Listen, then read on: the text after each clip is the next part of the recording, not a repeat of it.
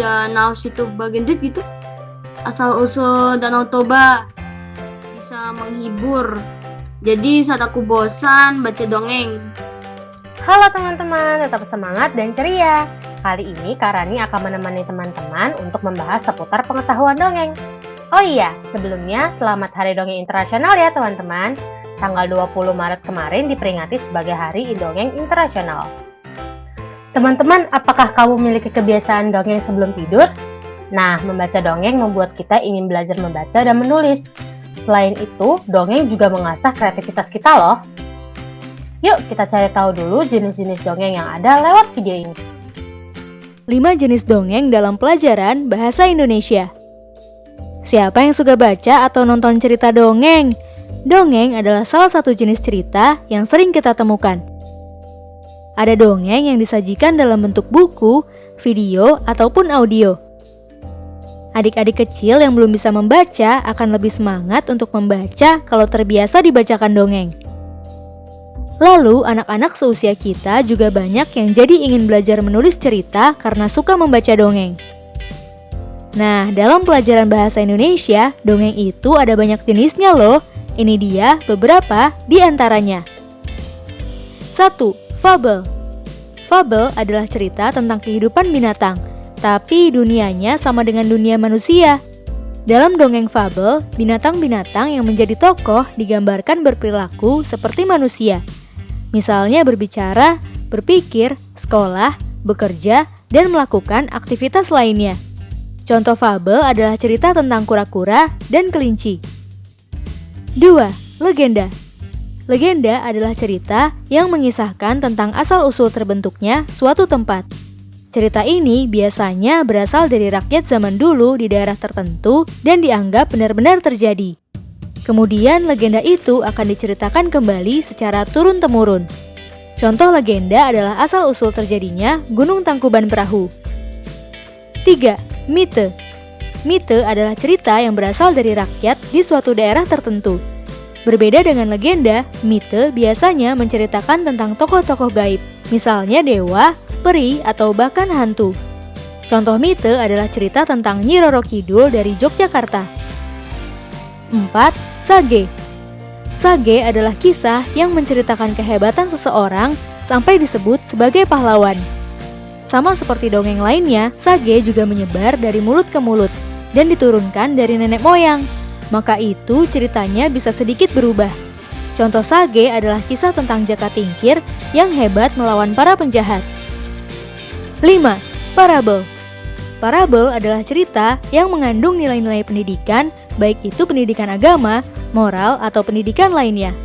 Nilai-nilai pendidikan yang ada dalam parabel biasanya disampaikan secara tersirat atau tidak langsung. Contoh parabel adalah kisah Malin Kundang yang dikutuk jadi batu karena durhaka. Kali ini kita akan bahas soal dongeng fabel. Dongeng fabel adalah cerita tentang kehidupan binatang. Di dalam dongeng fabel, binatang-binatang yang menjadi tokoh di dalamnya digambarkan memiliki perilaku seperti manusia. Yuk kita saksikan salah satu dongeng fabel dari Kak Widi yang berjudul Tarian Rubah. Tarian Rubah. Di suatu malam bulan purnama, Noti Rubah seperti biasa mengendap-endap di semak hutan. Ia melihat sekelompok burung sedang bertengger di dahan pohon tinggi. Burung-burung itu asyik bercakap sambil melihat keindahan bulan purnama. Noti sangat lapar dan ingin memangsa mereka. Namun dahan itu terlalu tinggi dan jauh dari jangkauannya. Noti si rubah yang licik itu lalu mencari akal. Ia melihat secercah cahaya sinar bulan purnama. Noti lalu berdiri di bawah sinar itu sehingga para burung bisa melihatnya dengan jelas. Rubah itu kemudian berjinjit dengan kaki belakangnya dan mulai menari dengan gerakan heboh. Kira sama Rintik bisa menirukan tariannya.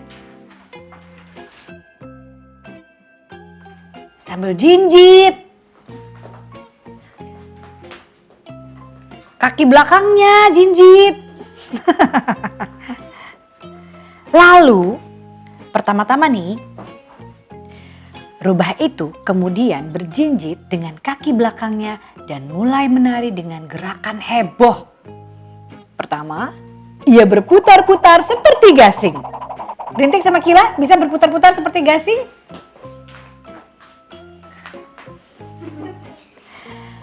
Lalu melompat-lompat dan menari-nari menggerakkan seluruh tubuh. Burung-burung di atas dahan menatapnya dengan bingung. Ada apa dengan rubah itu? Mereka saling bertanya. Mereka tahu rubah adalah hewan buas musuh mereka. Namun mereka nyaris tak berkedip. Karena tak ingin ketinggalan melihat pertunjukan tari Noti rubah yang menarik. Kini Noti berpura-pura seperti akan memanjat pohon. Ketika tiba di tengah batang pohon, Noti pura-pura terpleset. Ia lalu membuat gerakan jatuh dan terlentang diam di tanah, seperti sudah mati.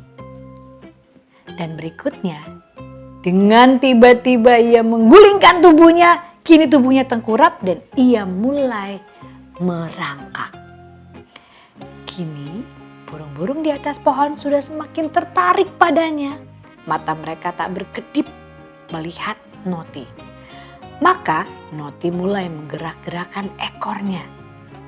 Semakin lama gerakan ekornya semakin cepat sehingga tampak berkilau keperakan di bawah sinar bulan.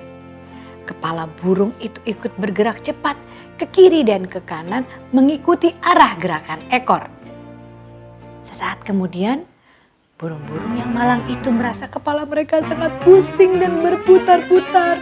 Rintik sama Kila kalau putar-putar gimana? Ya, pokoknya burung-burung yang malang itu ngikutin pergerakan mereka, merasa kepala mereka sangat pusing dan putar-putar. Lalu ekor Noti kini bergerak semakin cepat dan cepat lagi.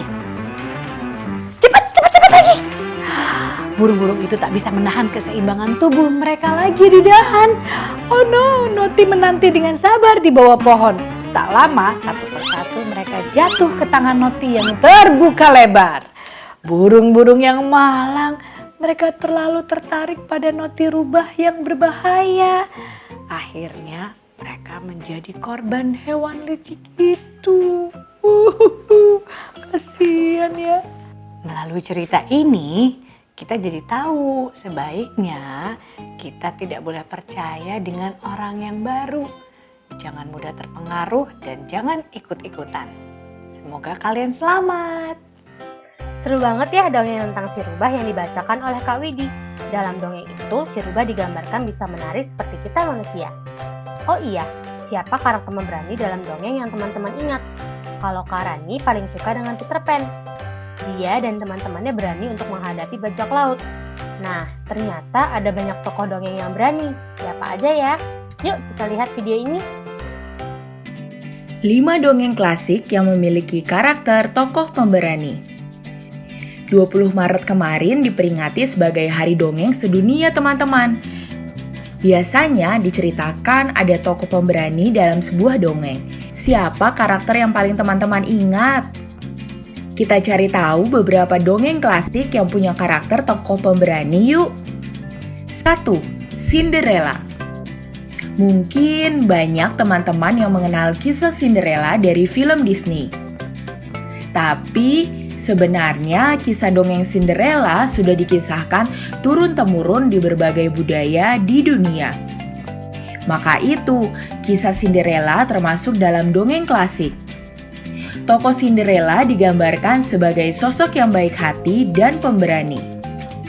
Walau ibu dan kakak-kakak tirinya selalu bersikap jahat dan tidak adil padanya, Cinderella masih bersikap baik pada mereka. 2. Little Red Riding Hood. Dalam bahasa Indonesia, kisah Little Red Riding Hood dikenal dengan judul Si Kerudung Merah. Dongeng ini berasal dari Prancis, teman-teman. Si Kerudung Merah dikisahkan sebagai tokoh gadis kecil pemberani. Ia berani menghadapi seekor serigala jahat di hutan. Selain pemberani, Si kerudung merah juga memiliki akal cerdik saat menghadapi serigala yang berusaha mengelabuinya. 3. Peter Pan. Teman-teman pasti lebih mengenal kisah ini dari film. Padahal Peter Pan merupakan dongeng dari Skotlandia. Kisah Peter Pan berasal dari dongeng karangan J.M. Barrie. Peter Pan dikisahkan tinggal di Neverland bersama anak-anak yang hilang. Ia juga punya teman peri kecil, yaitu Tinkerbell. Meski kehidupan di Neverland menyenangkan, Peter Pan dan teman-temannya harus menghadapi Kapten Hook dan kawanan bajak laut. Disinilah keberanian Peter Pan dan teman-temannya diuji. 4. Jack and the Beanstalk. Jack and the Beanstalk atau yang juga dikenal dengan judul Jack dan Pohon Kacang Ajaib berasal dari Inggris. Dongeng ini mengisahkan tentang Jack dan petualangan yang dihadapinya saat menanam kacang ajaib. Meski masih kecil, Jack bersikap berani saat menghadapi raksasa jahat demi memenangkan hadiah untuk keluarganya. 5. Hansel and Gretel. Nah, kalau dongeng yang satu ini dikisahkan oleh penulis dongeng Brothers Grimm dari Jerman. Kisah ini menceritakan tentang petualangan kakak beradik bernama Hansel dan Gretel. Melalui kisah Hansel dan Gretel, kita bisa mencontoh sikap pemberani Hansel dan Gretel saat berada di hutan dan menghadapi penyihir, teman-teman. Bagaimana? Karakter manakah yang menurut teman-teman paling berani? Tulis di kolom komentar ya.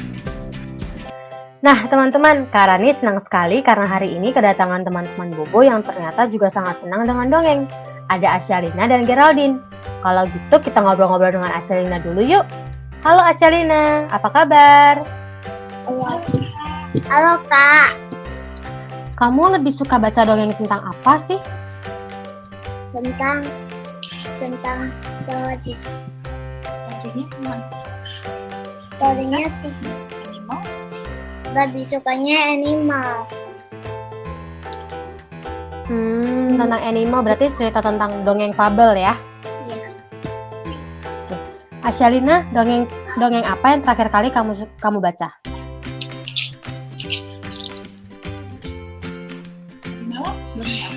Asyalina? Kura-kura dan kelinci. Kura-kura dan kelinci. Kalau dongeng yang Asyalina suka itu dongeng apa? Dongeng Judulnya apa judulnya? dongeng bawang putih dan bawang merah. Bawang putih dan bawang merah. Pertama kali Asyalina dengar dari siapa itu dongeng bawang merah bawang putih? Papa. Oh, Papa? Iya. Oh, berarti Papa juga suka dongengin ya? Iya. Biasanya yang lebih suka dongengin siapa? Mama atau Papa? Papa. Papa. Berarti papanya pintar dongeng ya, Asyalina ya? Iya. Oh, kalau mamanya? Seru banget. Asyalina juga suka dongengin adik-adik ya? Iya. Kalau biasanya dongengin adik-adiknya, dongeng apa? Dongeng yang penyihir. Dongeng tentang apa? Dongeng penyihir. Oh, tentang penyihir. Adik-adiknya suka?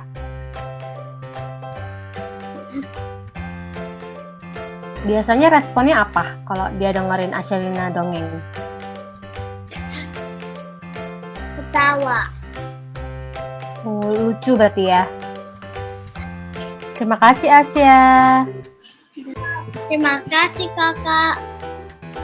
Nah, itu dia tadi kita sudah ngobrol-ngobrol bersama Asyalina. Nah, sekarang kita lihat yuk bagaimana waktu Asyalina mendongeng. Let's cross the line here. There we go, good, look it. It's like McDonald's, but it's crossed through here. And we did it. Let's use the next one. And then there's a cat. Want to go to the butterfly. then let's cross the line again. Don't slide down. What's that, Kakashi? Not like that. This. This.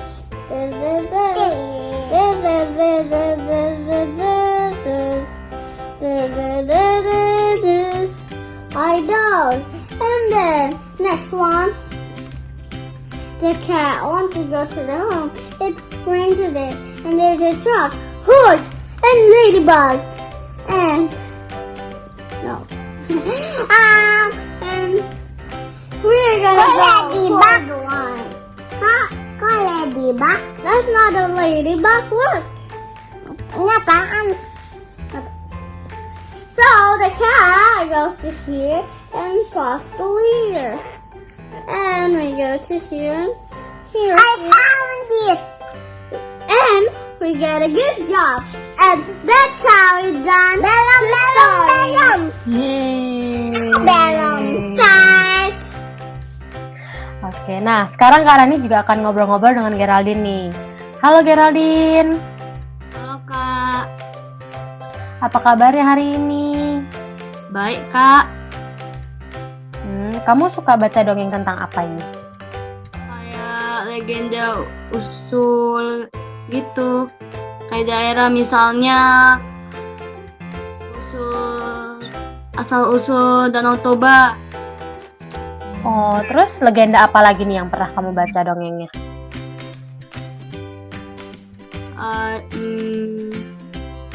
Ada asal usul Danau situ Bagendit gitu. Dongeng terakhir yang kamu baca apa nih Geraldine?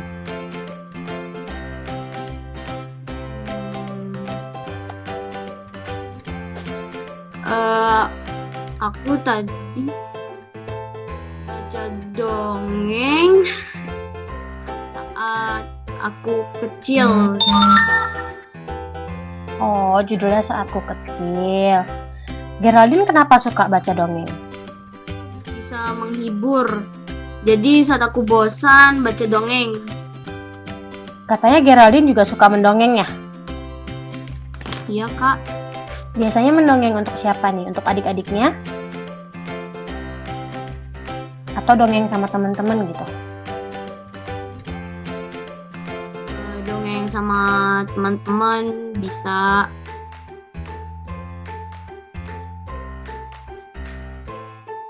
Pernah juga aku di gereja ada acara storytelling gitu.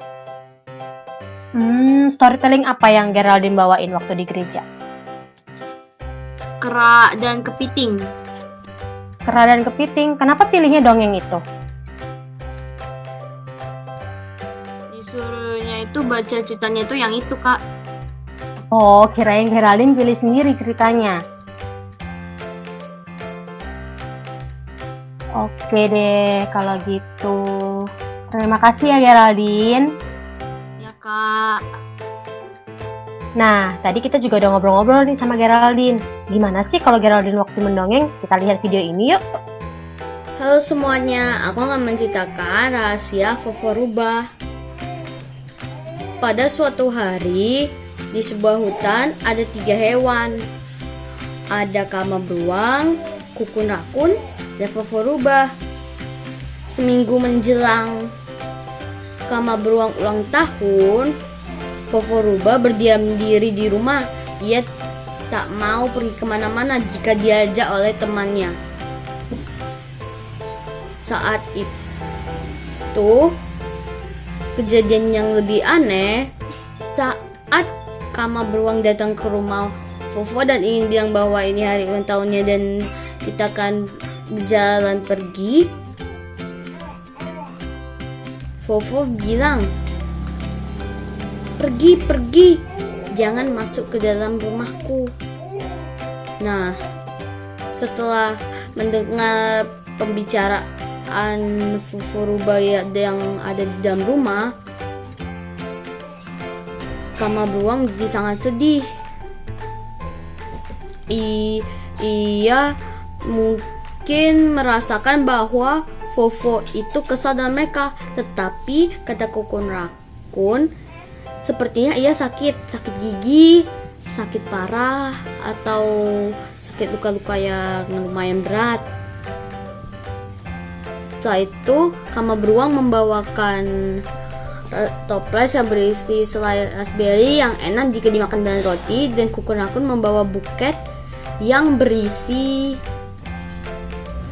bunga dan ceri-ceri kecil. Setelah itu, mereka datang ke rumah Fofo lagi. Mereka bilang, "Fofo, kami ingin ke rumahmu. Kami menjengukmu. Kamu sakit apa?" Setelah itu, Fofo membukakan pintu dengan senyum lebar. Ia katakan, "Kama, aku punya kejutan untukmu." Setelah mereka semua masuk ke rumah Fofo, mereka langsung melihat ada pancingan indah bercorak merah.